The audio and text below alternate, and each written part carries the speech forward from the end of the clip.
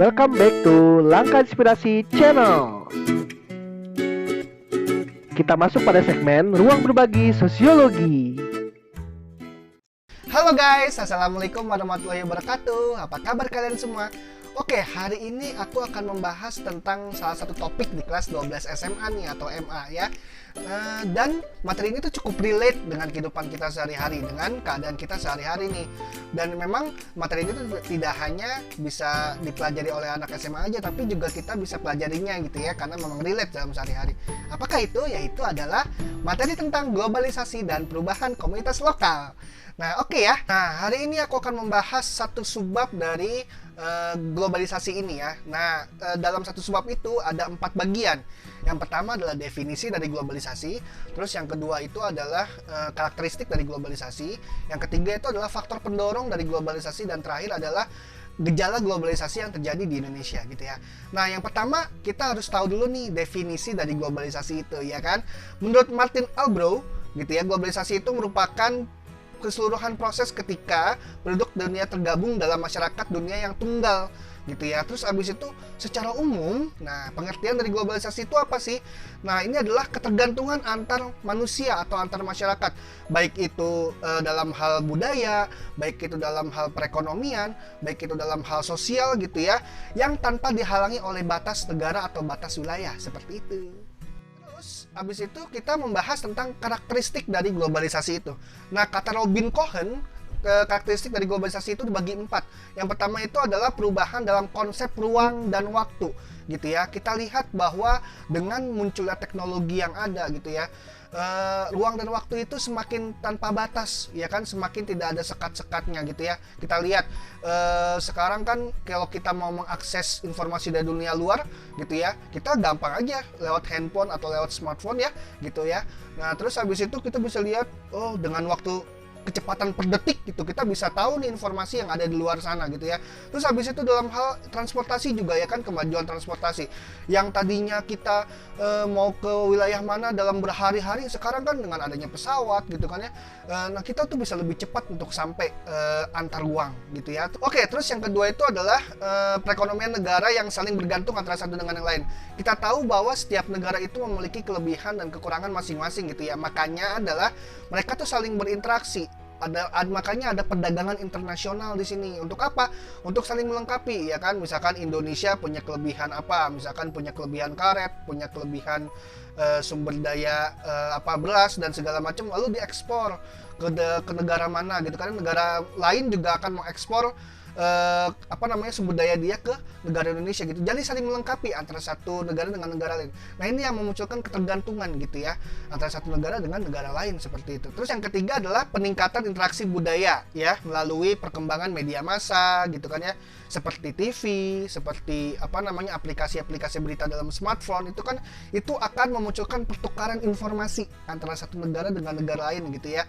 Nah, contohnya apalagi media pertemanan online gitu ya, Facebook gitu kan, habis itu Instagram gitu kan ya, kita bisa mengenal banyak orang di dunia ini gitu kan ya. Nah, itu menjadi faktor penting dalam kemajuan interaksi di dalam dunia globalisasi seperti itu. Terus yang keempat itu adalah meningkatnya masalah bersama gitu ya. Contohnya adalah pandemi COVID-19 ini gitu ya. Pandemi COVID-19 ini kan bukan hanya melanda satu negara, tapi melanda begitu banyak negara. Dan ini menjadi masalah bersama nih, pandemi COVID-19 itu. Ini jadi ciri-ciri atau karakteristik dari globalisasi. Terus habis itu bukan hanya itu saja. Permasalahan sampah ya kan, sampah plastik di laut. Itu kan juga menjadi masalah bersama juga beberapa waktu lalu. Dan sekarang juga lagi diusahakan untuk dicari solusinya seperti itu. Dan itu menjadi bukti atau karakteristik dari globalisasi seperti itu.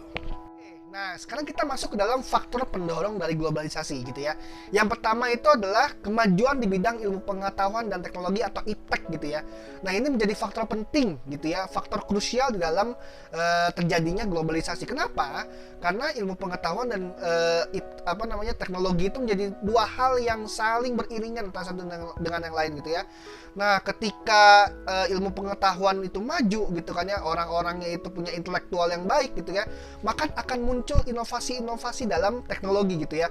Apalagi sekarang ya, di masa daring ini gitu kan ya, di masa pandemi ini gitu ya, pembelajarannya bersifat daring gitu kan ya. Ini kan butuh teknologi yang mumpuni gitu ya, agar orang itu, agar antara murid dengan gurunya itu bisa saling berinteraksi dengan satu dengan lain.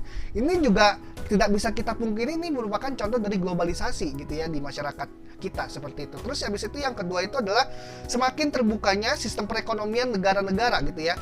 Seperti yang sudah aku bilang sebelumnya, bahwa setiap negara itu memiliki kelebihan dan kekurangan masing-masing gitu ya. Nah, ini harus saling melengkapi antara satu dengan lain ya kan, karena tidak bisa sepenuhnya suatu negara itu memenuhi kebutuhan dari masyarakat. Maka itu harus saling kerjasama antara satu negara dengan negara lain seperti itu. Nah, globalisasi dalam bidang perekonomian itu sendiri dalam hal impor ekspor gitu ya. Dan sekarang kita bisa rasakan nih sehari-hari gitu ya. Kalau kita pakai baju branded gitu kan ya, kita memakai pakaian-pakaian atau fashion luar, itu kan merupakan salah satu satu gambaran bahwa kita itu memang hidup di dalam zaman globalisasi seperti itu. Oke, nah sekarang kita masuk ke gejala gitu ya, gejala globalisasi yang ada di Indonesia. Ini ada 5 bidang gitu ya. Yang pertama kita lihat dulu adalah di bidang ilmu pengetahuan dan teknologi gitu ya. Di bidang ilmu pengetahuan gitu ya, kita lihat sekarang begitu banyak beasiswa yang disediakan gitu ya, untuk kita nih belajar nih, orang Indonesia nih keluar negeri gitu kan ya. Bukan hanya itu saja, banyak juga universitas-universitas yang menyediakan dosen yang datang dari luar negeri juga seperti itu ya. Nah itu kan akan memunculkan suatu pengetahuan yang akan terus berkembang seperti itu ya di Indonesia. Dan terus abis itu adalah dalam bidang teknologi. Kita tahu gitu ya bahwa Indonesia itu mengikuti perkembangan teknologi di dunia luar seperti ya, di dunia barat gitu ya, dari handphone, smartphone, dari laptop gitu ya, dan sebagainya. Nah itu ya, itu yang akan mempercepat proses globalisasi, pertukaran budaya dan segala macamnya. Nah itu ya. Nah terus abis itu yang kedua itu adalah dalam bidang budaya nih, yang aku bilang ya, dalam bidang budaya bahwa ketika globalisasi ini terjadi gitu ya, maka tanpa ada batas gitu ya, interaksi itu akan semakin mudah di antara satu negara dengan negara lain, antara satu masyarakat dengan masyarakat negara lain gitu ya. Nah contohnya apa, misalkan dengan ada globalisasi muncul pariwisata gitu ya, banyak orang-orang asing yang datang ke Indonesia gitu ya, banyak turis-turis yang datang ke Indonesia. Nah ini kan akan terjadi proses pertukaran budaya gitu ya, pertukaran lintas budaya. Kita jadi tahu budaya luar seperti apa gitu ya, dan yang harus kita ingat adalah kita harus bisa menyaring nih mana yang baik nih ya, budaya mana yang baik gitu ya untuk kita gitu ya.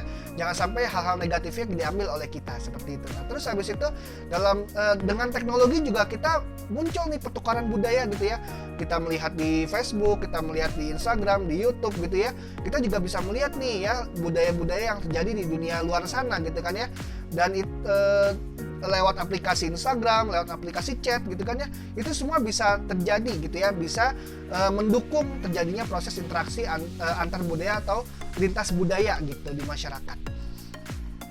Oke, yang ketiga itu adalah dalam bidang politik. Nah gitu ya, kita akui bahwa Indonesia itu sedang dalam proses belajar nih ya, dalam belajar dalam hal demokrasi, dalam hal berpolitik yang baik seperti itu ya. Nah harusnya ketika globalisasi itu terbuka, kita juga bisa belajar nih ya, birokrasi yang baik di negara-negara lain gitu ya, bagaimana mereka bisa membangun kebijakan yang baik gitu ya, sehingga mereka bisa menjadi negara yang maju gitu ya. Terus habis itu bagaimana mereka bisa berdemokrasi secara baik gitu ya. Nah itu ya, pendidikan demokrasi, pendidikan politik itu menjadi penting ya kan di dalam masyarakat yang ada di era globalisasi seperti ini ya. Jadi tidak akan sulit ya kita belajar seperti itu ya, belajar untuk demokrasi dengan baik, jangan saling mengejek dan segala macamnya seperti itu. Yang keempat itu adalah globalisasi di bidang agama gitu ya. Nah, ketika globalisasi itu terjadi, kita harusnya lebih toleransi gitu ya antar umat beragama, lebih menghargai antar umat beragama gitu ya. Karena kenapa? Kita tahu ya bahwa setiap agama itu pasti mengajarkan hal yang baik gitu kan ya. Nah, itu ya. Jadi jangan sampai ada kericuhan, saling salah paham seperti itu ya. Nah, itu ya. Kita harus belajar gitu ya bahwa toleransi itu baik loh, berdamai itu baik loh dengan keadaan seperti itu ya. Jadi harus menghargai antara satu dengan yang lain seperti itu ya. Oke. Yang terakhir itu adalah globalisasi di bidang ekonomi. Nah, bidang ekonomi ini dibagi menjadi 5 nih ya. Yang pertama adalah globalisasi produksi. Ya, ketika globalisasi itu terbuka, globalisasi itu terjadi, maka akan banyak nih ya kan negara-negara yang menaruh pabrik-pabrik produksinya di dalam negara lain gitu ya. Supaya apa? Supaya untuk mengurangi biaya produksi gitu ya. Misalkan contoh banyak perusahaan mobil Jepang gitu ya, itu menaruh pabrik produksinya di Indonesia gitu ya. Karena kenapa? Supaya untuk mengurangi produksi nih ya, biaya produksi seperti itu. Terus yang kedua itu adalah globalisasi tenaga kerja gitu ya. Nah, kenapa tenaga kerja gitu ya? Kita lihat sekarang begitu banyak pertukaran dalam hal tenaga kerja gitu ya. Baik itu tenaga kerja asing masuk ke Indonesia gitu ya, atau tenaga kerja kita, tenaga kerja wanita kita ke luar negeri gitu ya. Ini menjadi gambaran bahwa terjadi globalisasi di bidang tenaga kerja gitu ya. Terus yang ketiga adalah globalisasi jaringan komunikasi gitu ya. Ketika teknologi itu berkembang gitu ya, menjadi sarana interaksi yang baik gitu ya, nah maka akan terjadi proses pertukaran informasi seperti itu kan ya. Nah, jadi kalau misalkan suatu perusahaan gitu ya ingin memasarkan produknya, nggak usah jauh-jauh nih untuk datang langsung misalkan ke tempat pemasarannya, ke pasar pemasarannya gitu ya.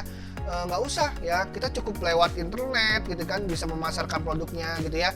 Dari Indonesia memasarkan produk di luar negeri bisa nggak? Bisa, dengan kemajuan teknologi seperti itu ya. Yang penting ada kerjasama antara satu negara dengan negara lain, atau satu perusahaan dengan perusahaan multinasional lain, multi internasional gitu ya, lain seperti itu. Terus yang keempat itu adalah globalisasi pembiayaan gitu ya. Maksudnya apa?